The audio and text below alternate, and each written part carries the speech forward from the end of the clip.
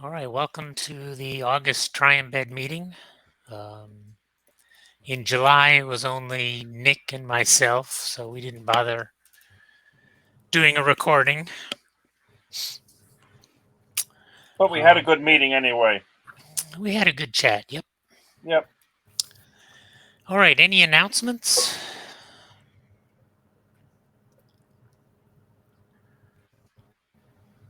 The Alamance Makers Guild is having some meetings. They're doing one on video editing. They have a group on doing video content creation, and then they have another one that's kind of like TriEmbed with the programming and embedded computing stuff. I'm not familiar with the Alamance group. Are they local? No, they're in Burlington. Oh, okay. I have driven over there and attended a couple of their meetings. Some of their meetings are virtual, so you can join it that way. Okay.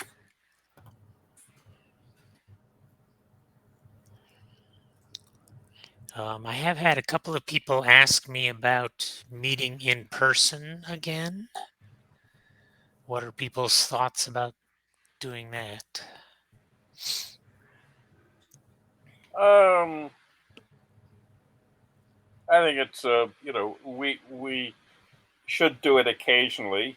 If it's only once every 3 months,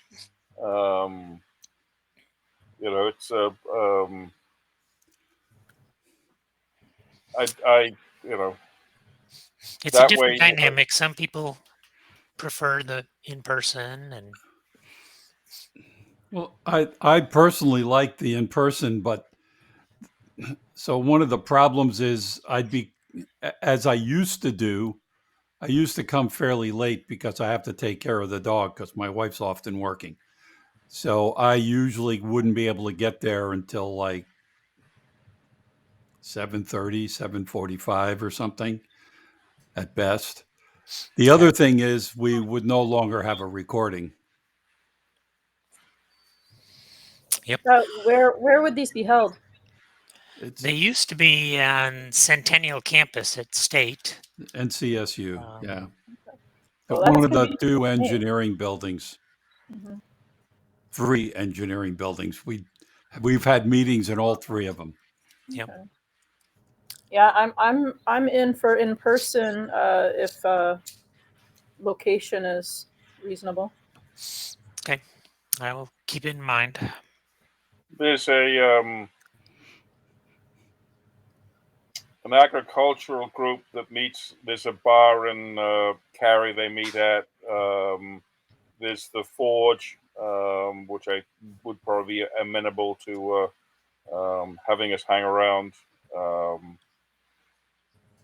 It's The a it, agricultural group, is that the um,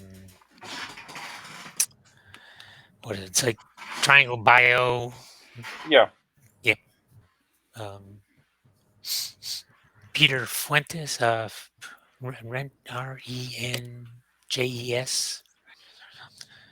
runs that group. No. This is um, no. This is a bunch of agricultural researchers. They don't actually grow anything. All right. Maybe I don't know about them then. If you want to send me an email or send one out to Yeah. the mailing list. All right, so let's go on to the problem of the month. It's a funny name.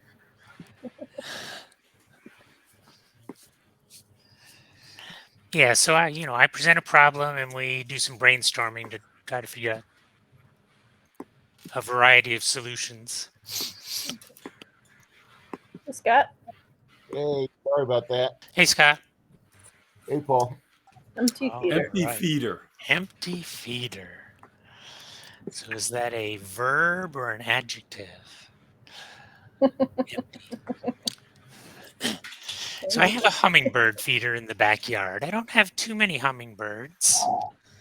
So I'm not like some people that have to fill up their feeders twice a day or something because they're constantly being sucked dry. And a year or so ago, I bought a new feeder, and it has this red plastic reservoir, and it makes it really difficult to see where the fluid level is. So, and especially as it gets down low here, is it at this level or is it dry? And so I would really like, so I fill mine up about once a week. So I would like something to let me know that that I'm almost out of sugar water.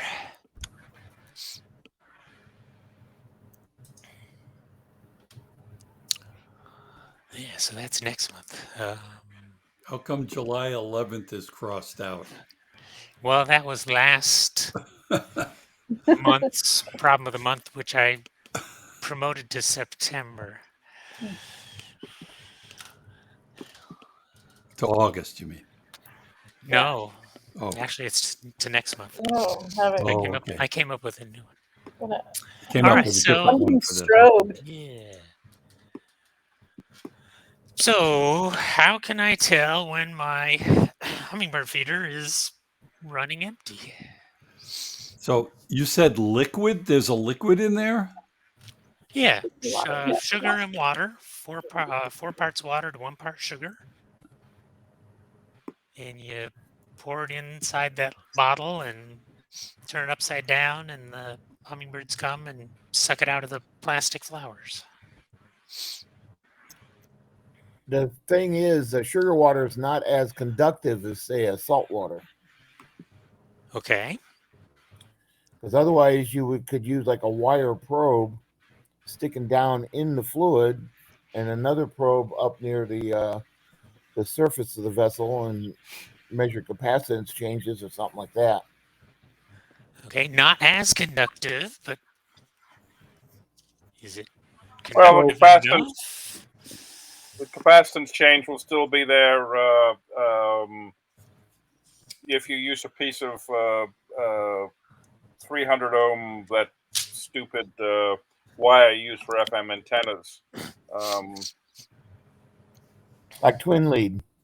Twin lead, yes, okay.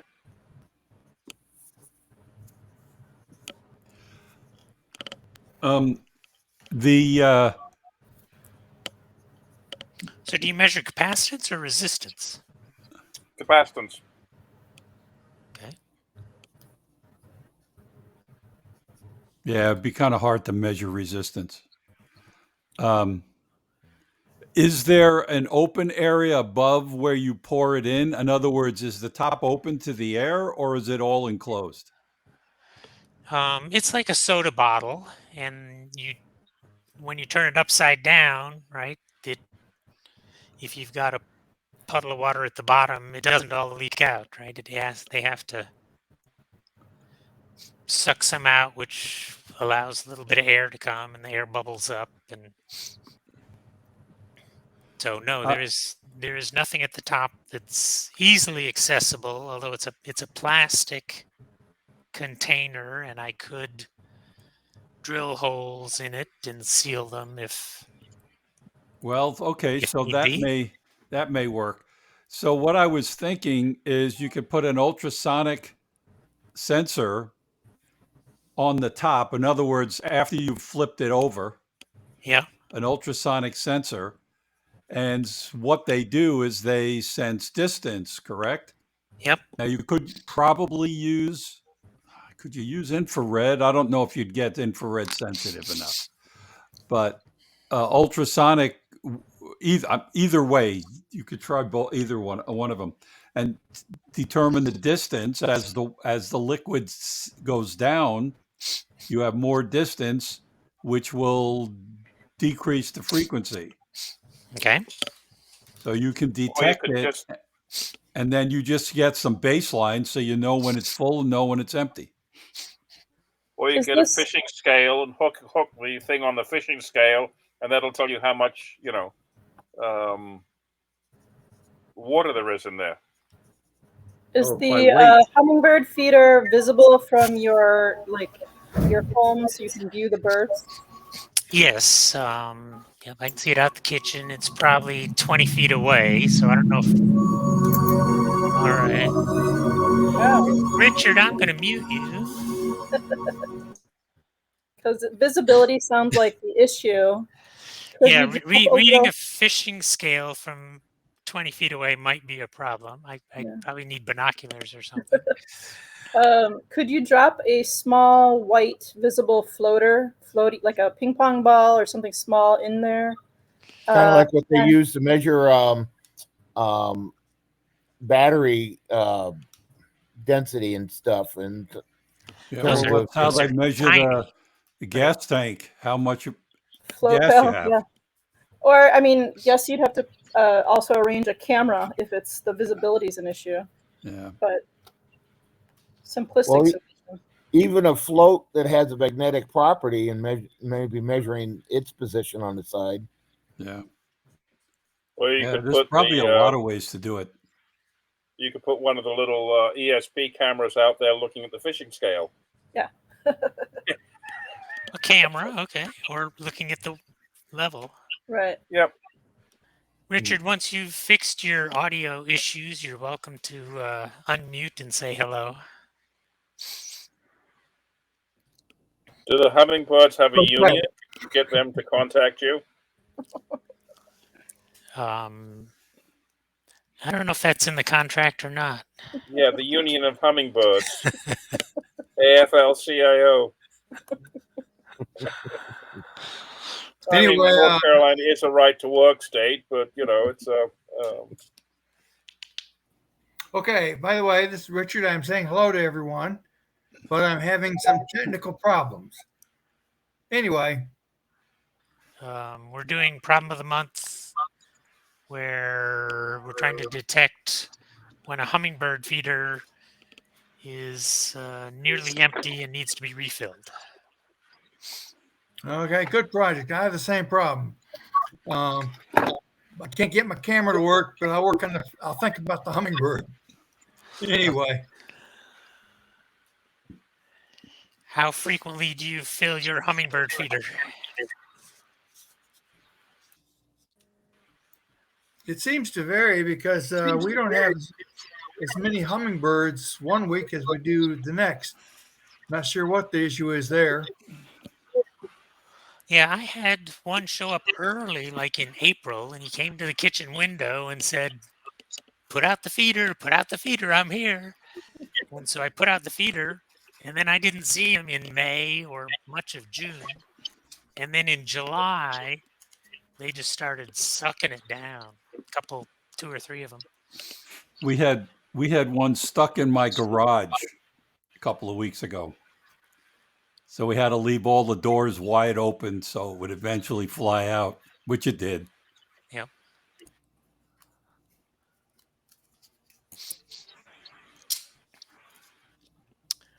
All right, any other ideas? All right. Laser. Can you shoot a laser at it? Well, I thought about you could project a beam from side to side and figure out some difference between the beam going through air versus going through sugar water.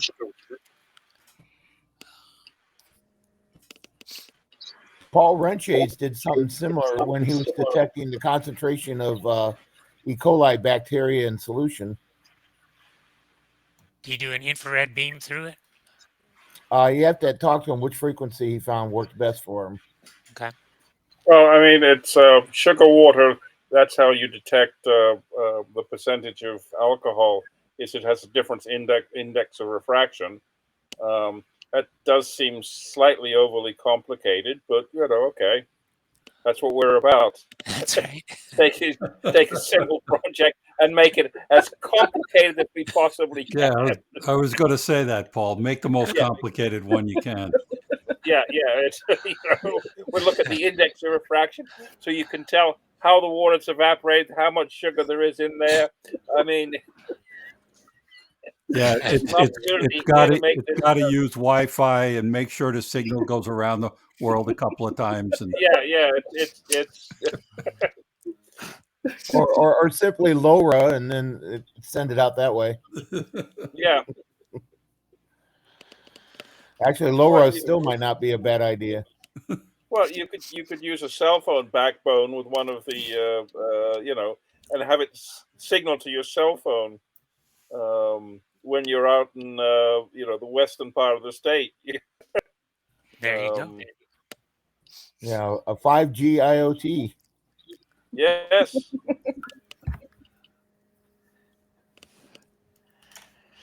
All right. Well,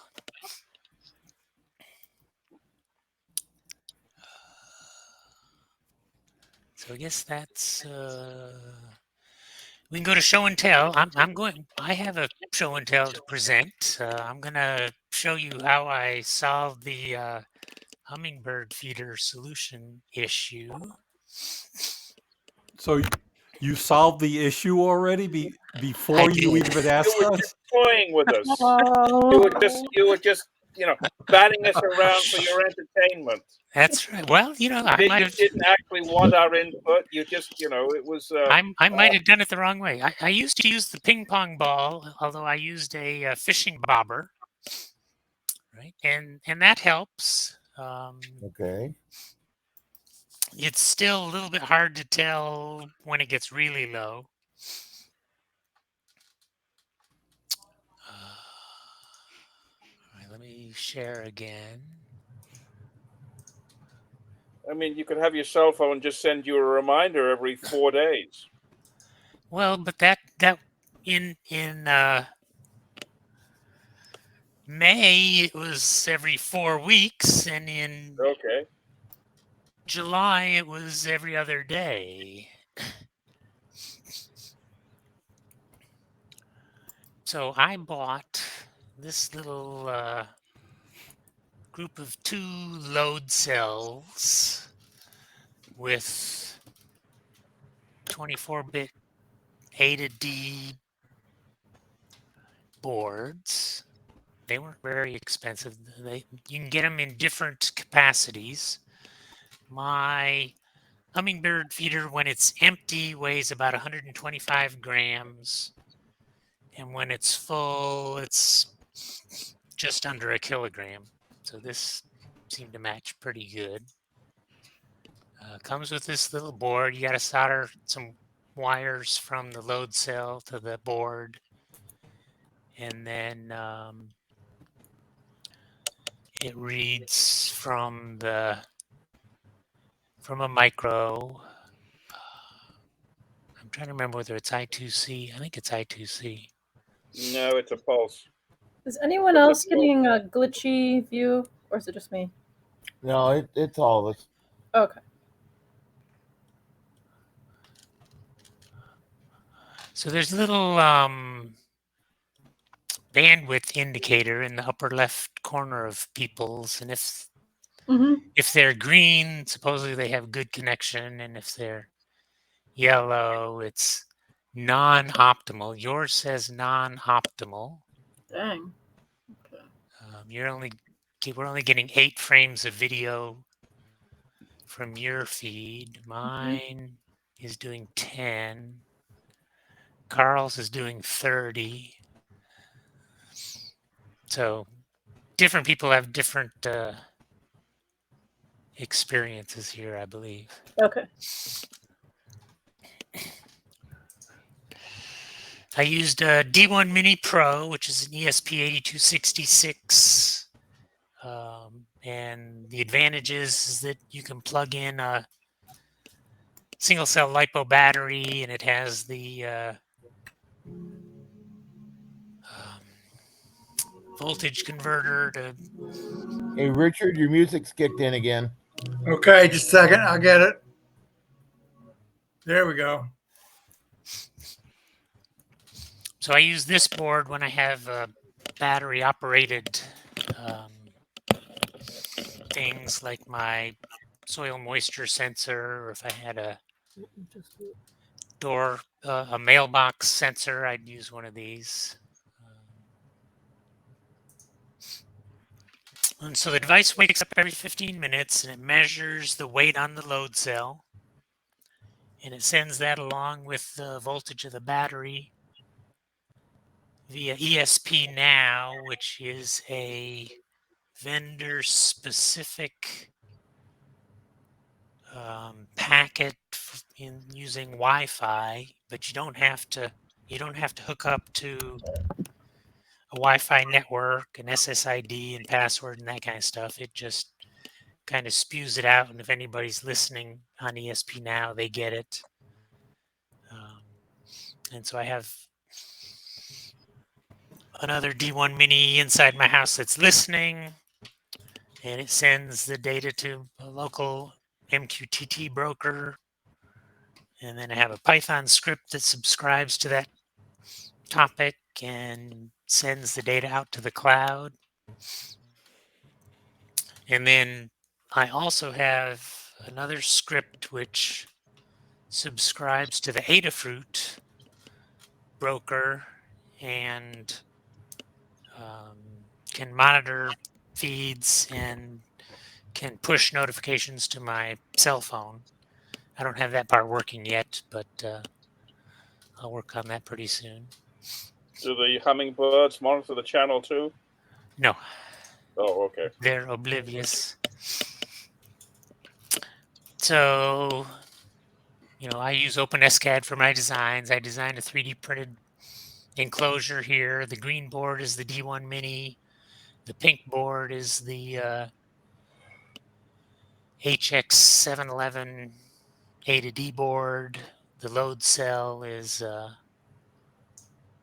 this gray and yellow thing down at the bottom. It gets screwed to the 3D printed enclosure here, and then the hummingbird feeder hangs down from one of these holes. And so there it is being hung from above.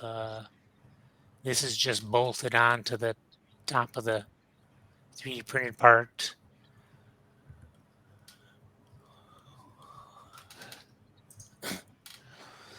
And here's some data that I collected. It's only been up a few days, but here it was overnight, pretty much flat. Maybe it went up a little bit because there was dew in the morning, or I don't know. And then they sucked it down all day long, and then here's another night. And so I'm collecting data. I don't know what number to use for empty yet to set my threshold, but it's somewhere close to this 45,000. This is just some random. It's not random. So it's a 24-bit analog to digital, and I am taking 16 bits, discarding bits 0 and 1, which is getting me 2 bits above the lower 16 bits. I tried just using the lowest 16 bits, but I needed one more higher bit to prevent it from wrapping around and jumping up as it got low. So in another few days, I should have that tuned in and have a good threshold value set up. And the battery's doing fine. I can bring out, let me show you the, I don't know if you're familiar with io.adafruit.com or not. I have temperatures and So here's the hummingbird feeder. So I've been playing with the scales. Here was the very first thing I tried. This is the lower 16 bits. And it was about to go below 0 and jump back up, which kind of looks like that's what it did, but this was actually a programming difference. And so then I used some different bits, and it went down at about 1/4 the slope. And then it sat in my garage while I was up at Lake Lure, slowly dripping out onto the floor. And then I hung it back up, and for some reason, it's way down here. So I haven't quite figured that out. This was last night, and then this was them sucking it dry today. And so Adafruit, so Adafruit is a MQTT broker, but unlike normal brokers, it will cache your data and allow you to use a dashboard to see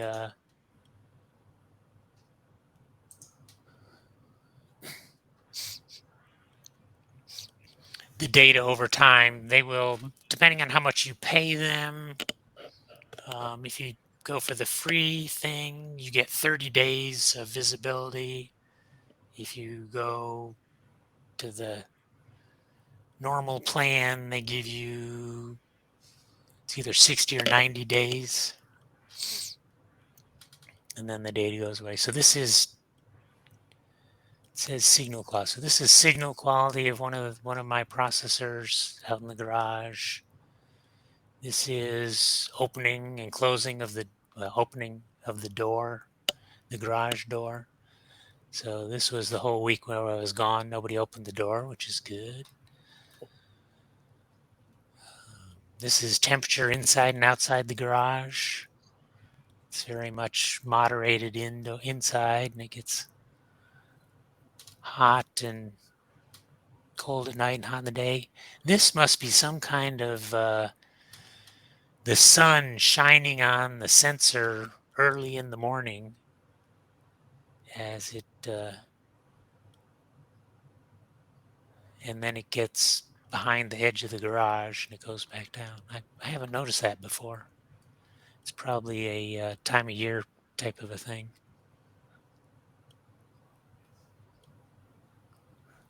This is the yellow one is the battery on my soil moisture probe. And it's as good of a temperature sensor as anything else. Doesn't do really well at telling me what the battery is, but it rises and falls with the temperature.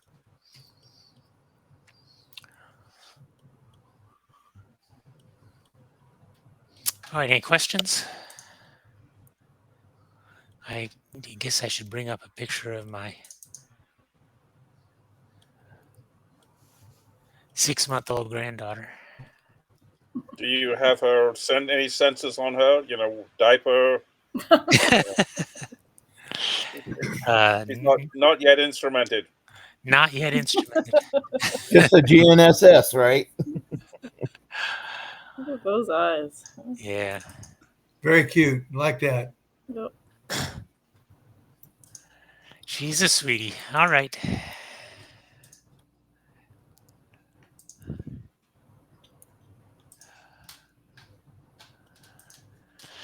All right. Anybody else have show and tell?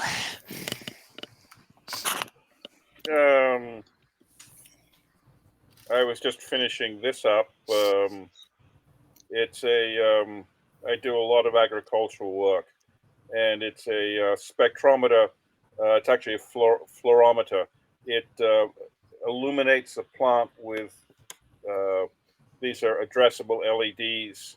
It illuminates the plant with addressable LEDs, and then looks at some particular aspects of 18 bands of spectral response, and it can diagnose how well the plant is processing carbon dioxide on that data. So it's So is it measuring absorption or re-emission? neither. It's there's a particular effect where the chloroplast absorbs light at 480 nanometers and re-emits it at 780 nanometers.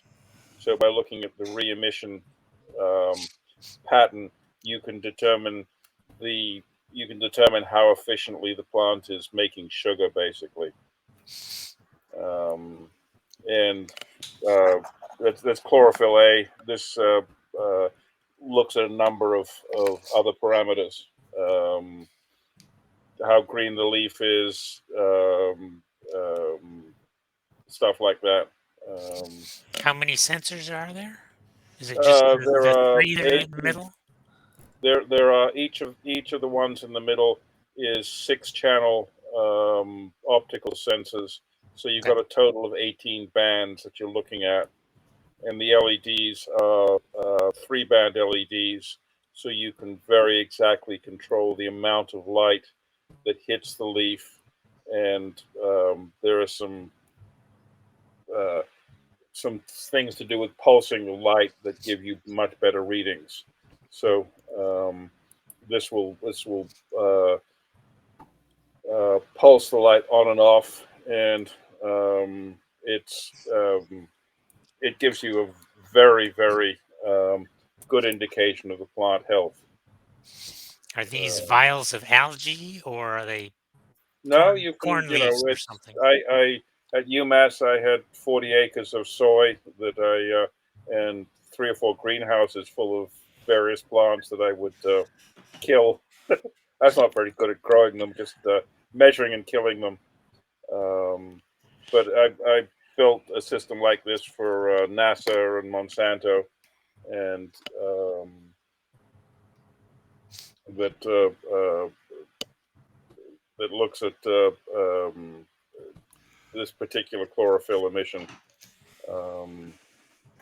If you're going to Mars, one of the ways to make oxygen is to grow corn, because corn is a very efficient oxygen producer.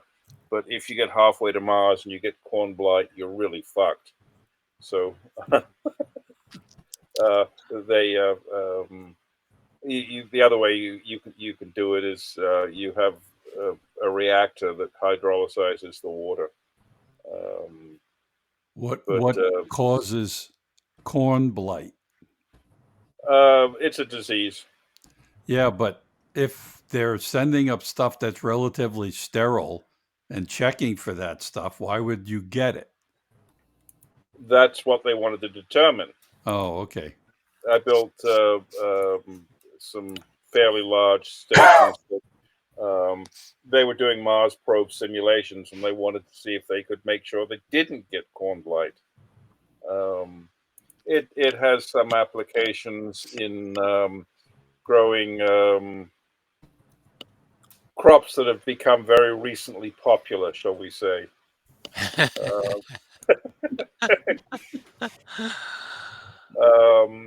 And so you can look at the people growing.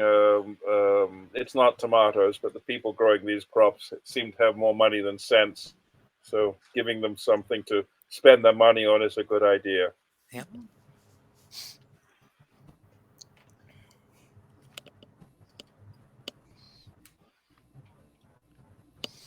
Okay. Anybody else have something they want to show?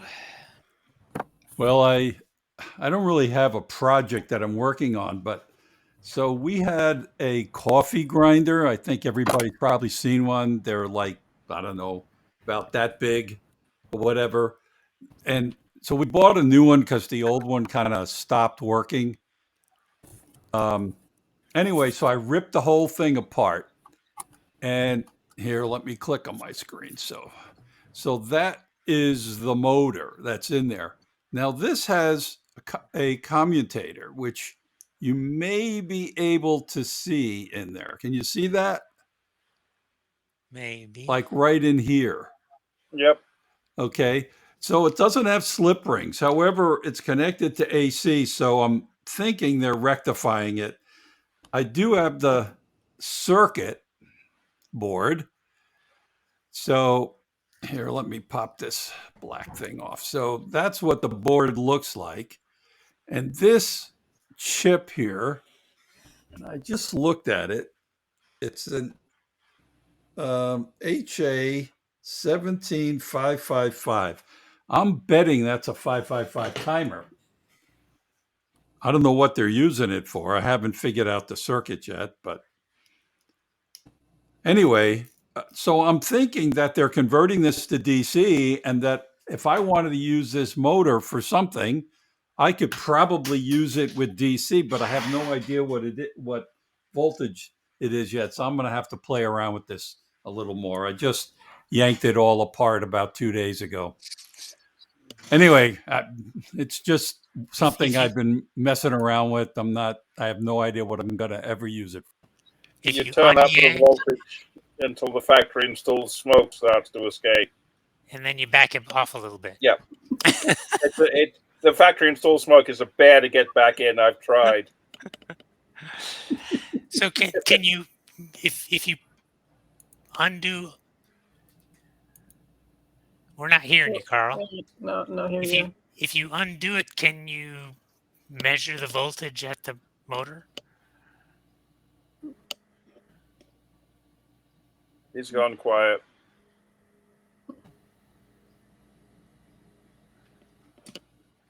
Your mic died, Carl. Your mic is still dead. That's that, or you've gone mute.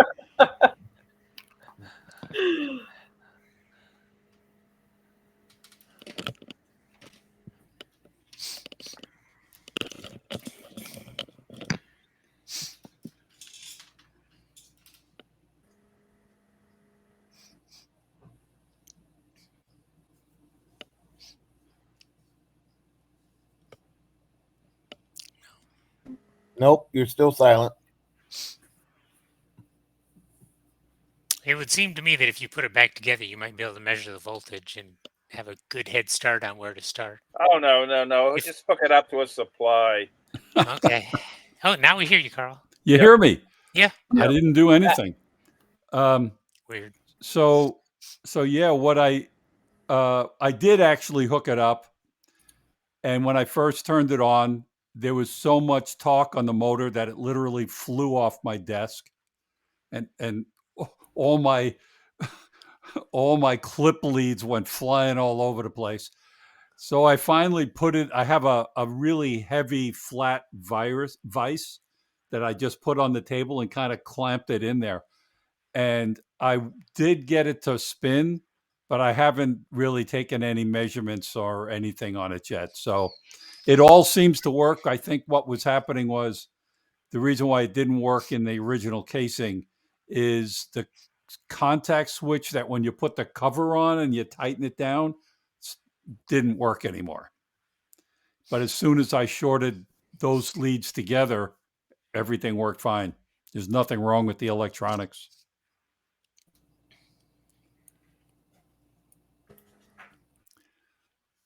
Anyway, that's it.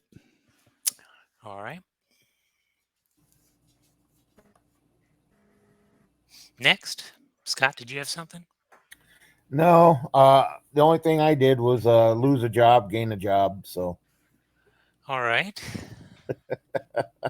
You gained a job, so at least you gained a job. well, I was over at Device Solutions, and on the 22nd of July, they said, we're not going to renew you. Nah, you're out of here. And I just started today a new job for a place called SBX.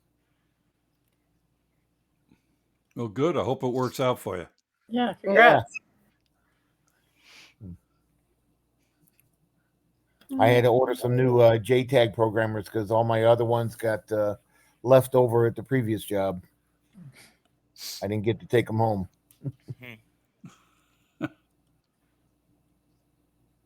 If you Did need you some, I own think them? I have them. What's that? Did you own them?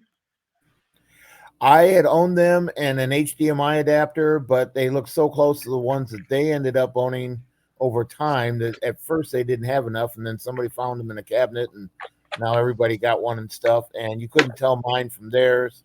I didn't have my name on them and everything, so there was no way I could truly claim it on that last day. You know how you're nervous with the guy standing over you and you're trying to close out personal files and all that stuff. If you ever need any, I've got a box. I'm looking for the various different adapters that adapt to different JTAG connectors. I've got the little STM ones. I've got like 5 of those. I got a couple of those here right behind me. Yeah. What I had one from IAR, and it's a shame to have lost that one because that was an expensive one back when. But I just ordered one from it's a Seeker JTAG, and it should be here next week. Yeah, I've got a couple that I use with the ESPs, and but yeah, if you need one temporarily, I can assist. Well, I've got the little generics that should be good enough for the ST board. It's an STM32. Okay. So I should be able to get it.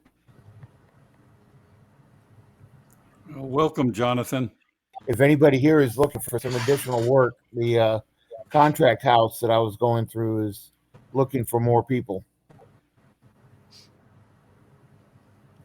Hey guys, I don't know if you can hear me, but there you are. Now. Yeah, we hear you now. You're muted again. yeah, I'm using a different setup. So here, I was just muting when I'm not talking. I'd made a circuit one time for a radio station that auto muted. So when the DJ would actually speak, it unmuted, allowed the audio through, and then would mute them after I think it was 2 or 3 seconds of silence. So long enough that it wasn't in between sentences. So while the song was playing and he sneezed, it would interrupt the song and broadcast the sneeze. Well, radio stations usually use a ducking circuit so that right. So your voice ducks underneath the surrounding, or the other way around. The music ducks underneath your voice when you start to talk. It's kind of like a reverse limiter where you use the key in the. I used to work at radio stations years in my late 20s, early 30s.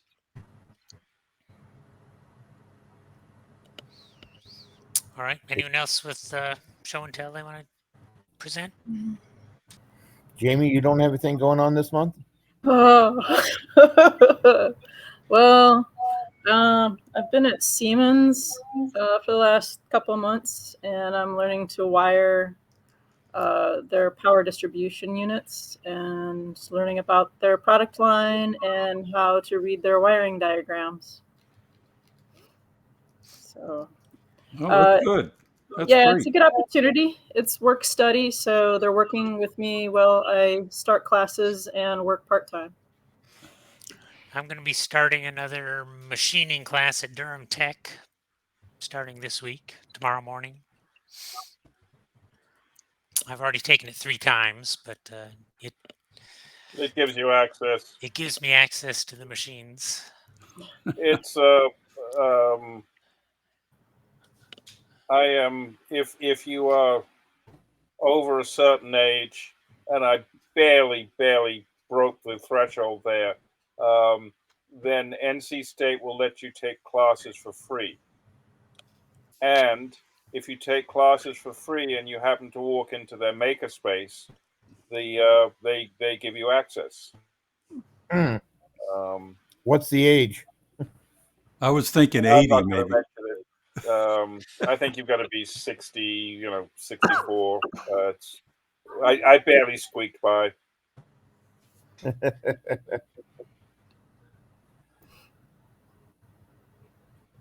But yeah, it's I haven't used their stuff yet, but I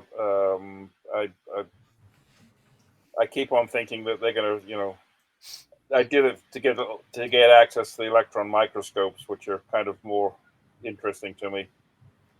Well, you know, the guys in the DIY bio group, I think it was Tom or Eli, one of the two, built their own electron microscope.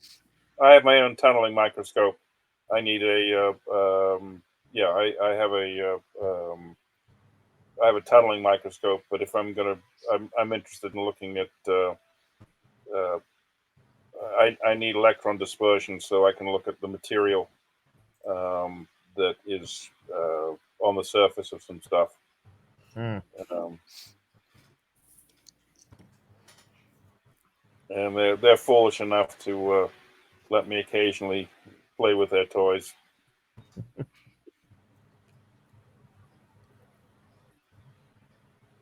The Pete's been going through a somewhat entertaining time, so I've got him some updates to Edger that he will process when he's feeling a little better. There's the need to recompile to set the IP addresses has disappeared, and a couple other things. Improvements are in there, and the workflow is that I let him test them and kind of vet them and then release them to other people. And he hasn't been he's been distracted. So, Paul, how many times you got to take that course before they ask you to teach it?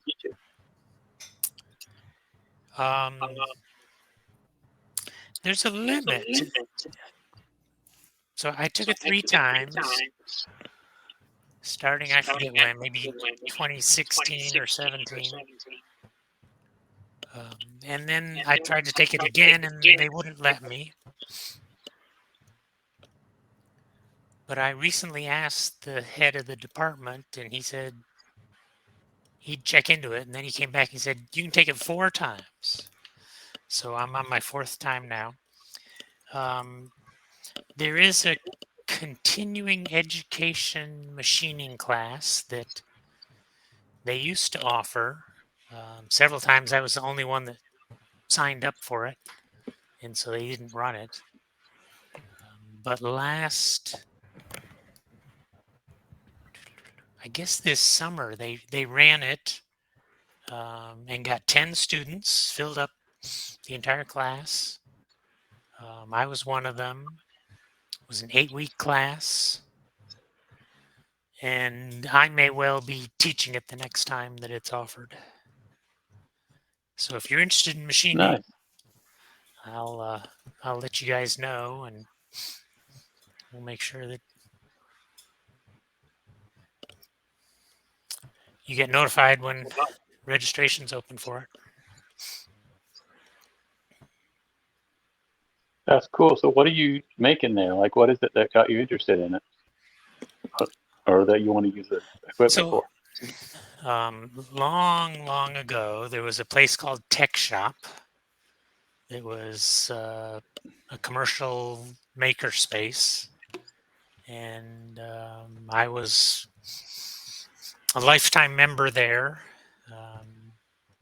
They died before I did, and so I had access to lathes and mills and shears and brakes and whatnot.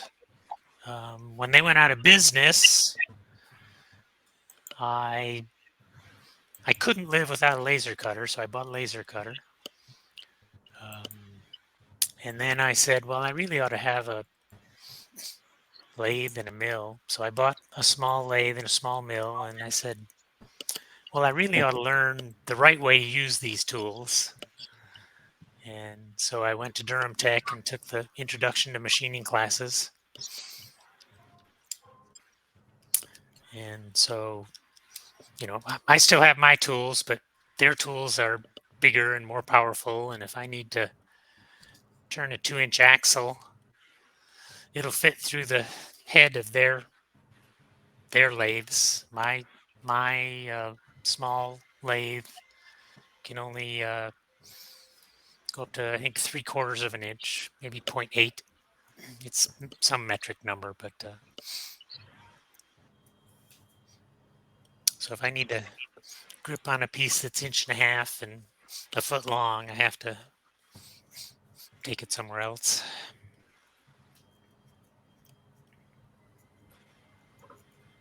Yeah, that's Somebody- where I Somebody first was got just in this asked- group, was at that old place. A tech shop. Yep. Yeah, it's the first time I Yeah. met you. Yep. I As a matter of joined the fact- week that they closed. Oh, I good. joined it a week later. They closed. You're the instigator of it all, huh? Yes, it was my fault. They saw They you said, coming. "Oh no, Nick's a member. No, we're shutting down." You know, it's I had to sign at NC State under a false name for fear that it just oh, it's Nick. No, show him the door. This whole group, this club right here, is started out as Triangle Arduino with Justice Peters, and I forget who the other guy was. And then I took over hosting it, and that's when the tech shop closed out. We took it over to the Durham Makerspace and continue it on. That's where we changed the name from Triangle Arduino to Triangle Embedded.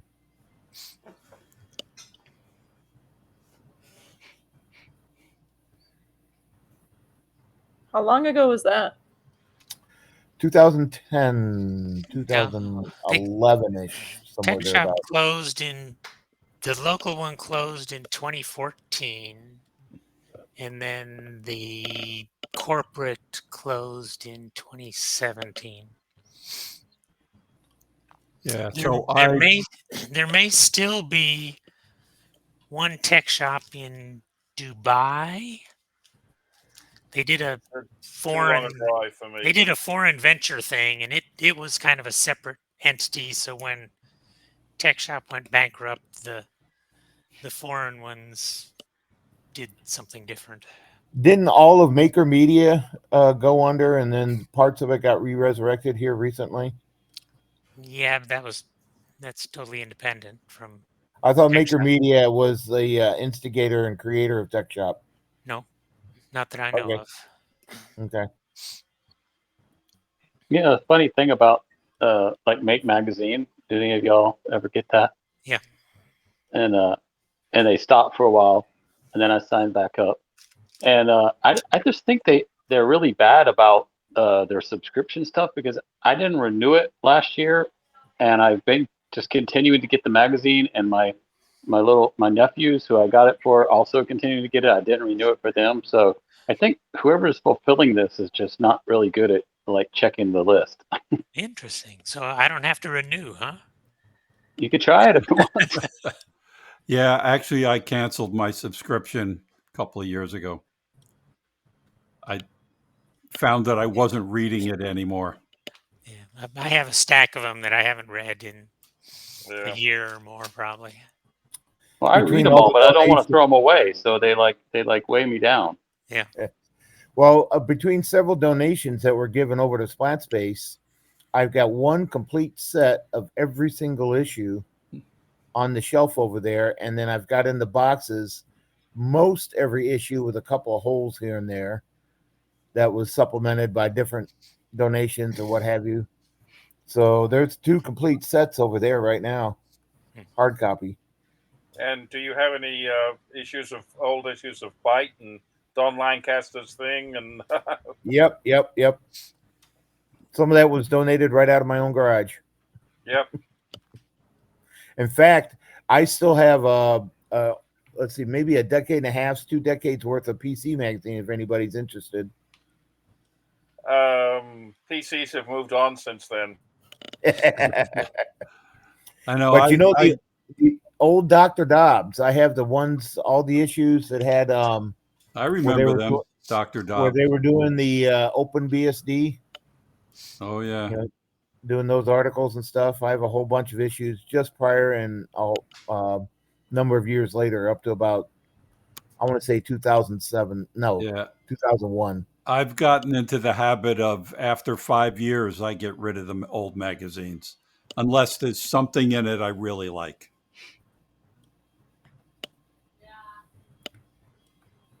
Well, what I've been doing is my thought is not only getting rid of the old one, but if it's got a bookmark, I keep it.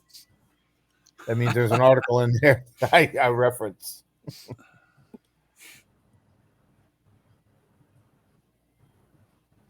I use those little sticky tabs, those little colored flag things. Oh, yeah, right.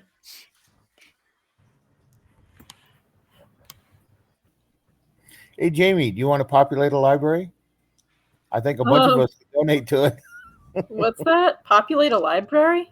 Yeah, a whole bunch of old electronics and software magazines. What do you mean, populate it? We can put it on your shelf and get it out of our places. Yeah, that's what I thought he meant. Yeah. Let's see who lives in less than 1,000 square feet. My outdoor library. Sure. I think you would need moving shelves with the wheels on them to move the whole cases back and forth in the bedroom. That's a lot.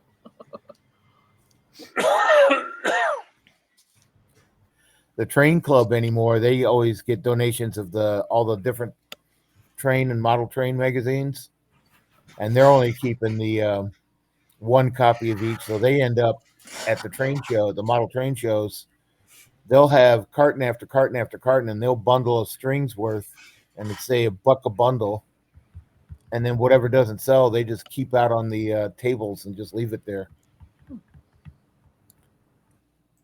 The Hamfest is the only place I've seen where people actually take all their magazines back with them that they bring in to try to sell.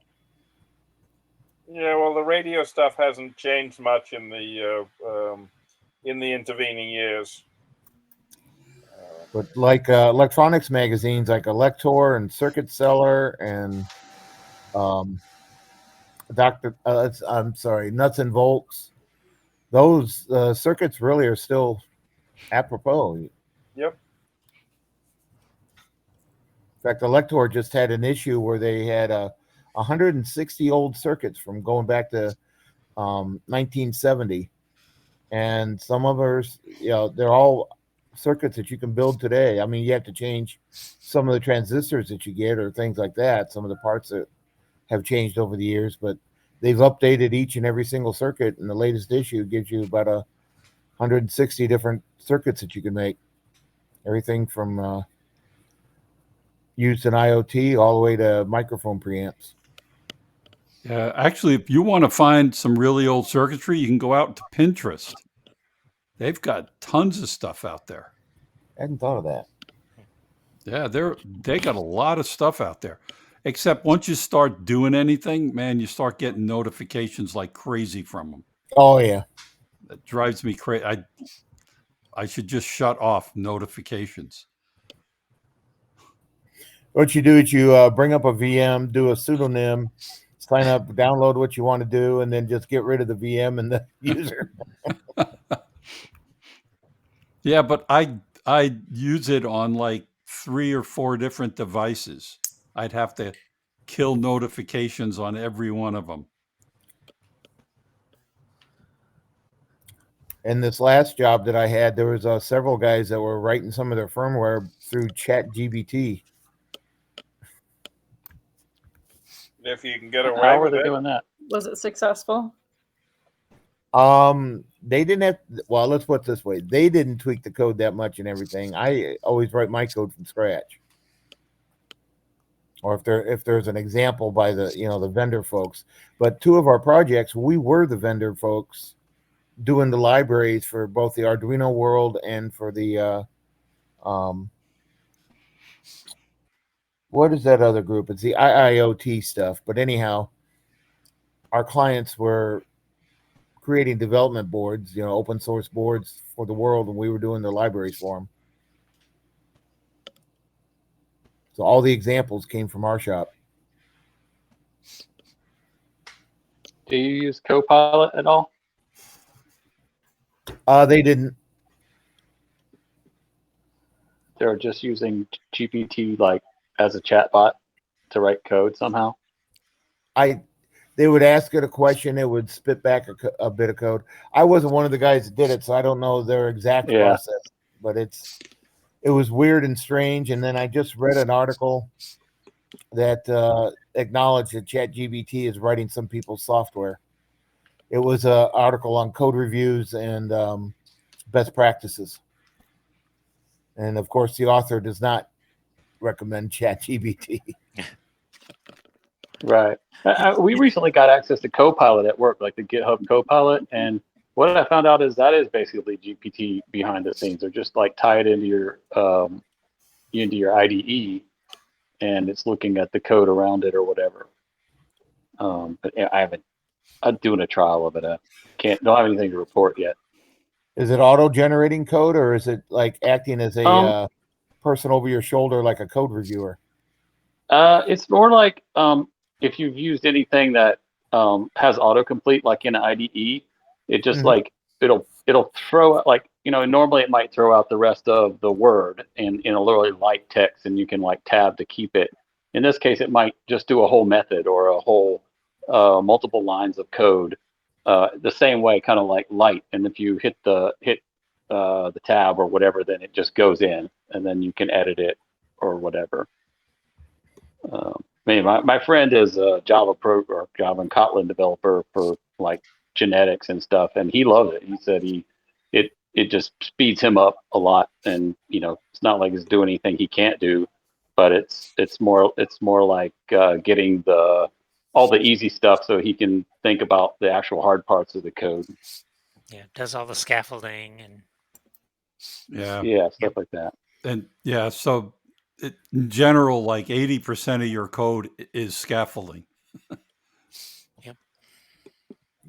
Yeah, a lot of people keep personal libraries of quote unquote templates or stuff that, skeletons of everything that's going on. And just, somebody needs like a board bring up area or needs access to this. They kind of like drop in stuff from their own personal files, and you've already got the methods defined. Now it's just a matter of fleshing them out. Do any of y'all do like unit testing in your, firmware type stuff? I think it's a requirement, or if it's not, it should be. Yeah, I always did unit tests in all the code that I wrote. And I would generally require between 94 and 100% coverage. But coverage isn't the only thing. You can get 100% coverage and still have broken code. There are other aspects to cover besides every line. Right, and every branching and conditions going in and out. Well, unit tests basically is linear, right? It only tests the functions. If you test everything together, all the pieces, that's actually integration testing, which is a whole different thing, right? So you can't substitute one for the other. You got to do both. What I was going to say is my unit tests also try to attempt to hit every single branching statement.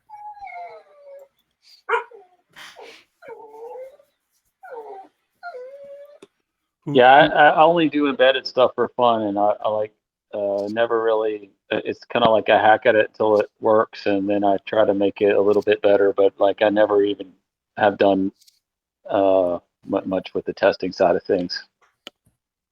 Definitely, when you start interacting with hardware, it's harder to do integration unless you're going to build some kind of a rig or something. It's harder to do testing with hardware in general.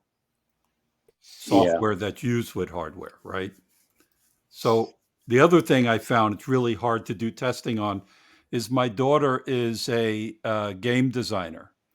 And she said, I asked her, I said, do your programmers, developers do unit tests? She says, no, it's like almost impossible to do unit tests on games. So that's because they're all using game engines of one form or of another. And if they don't have the testing built in, you just can't do it.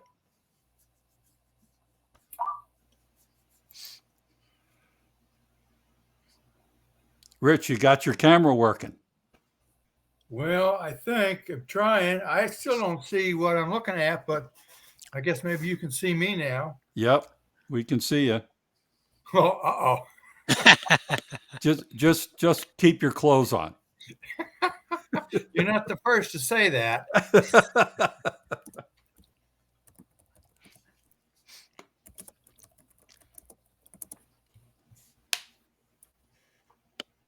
Yeah, I'm writing an app now. It's a financial app. It actually is for bookkeeping. And it's the first GUI app I've ever written because I've pretty much only done, like in 45 years of writing code, I've never written one GUI app before. I've always wanted to, so now's my chance. Is this a cell phone app? No. You can't do bookkeeping on a cell phone.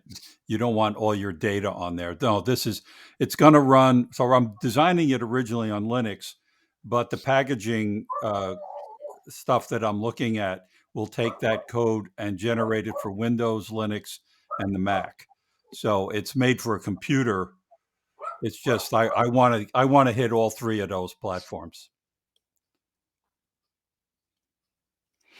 When I get something else, something that actually works, I can show you guys if you really want to see it. It has nothing to do with hardware, but it's kind of interesting.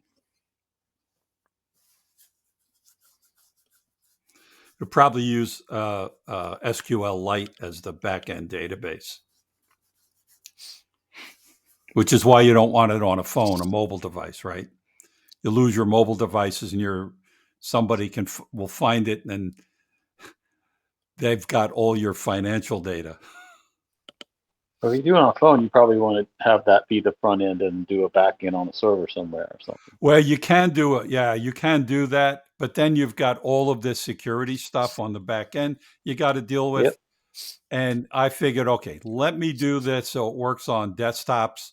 And then later on, maybe I can come up with a way of setting up an API. So so it's for non-commercial organizations. It's not for comms. So, because the bookkeeping is a bit different between the two. And there isn't as much out there for non-coms as there is for commercial. So, and this is going to be open source, but if somebody wants my help, then they got to pay for it. Well, after beta testing's done. But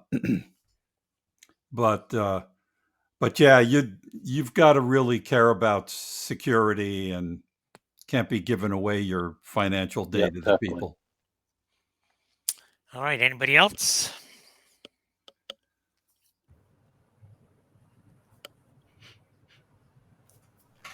Yeah, this recording may stop at some point. We're over an hour already, I think. So it often will cut off all of a sudden. My screen says 126.15. How much of this discussion after we've talked about projects and whatnot do we want to keep on the video?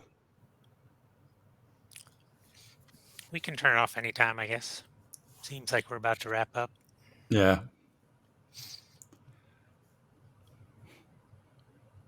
All right, I'll kill it.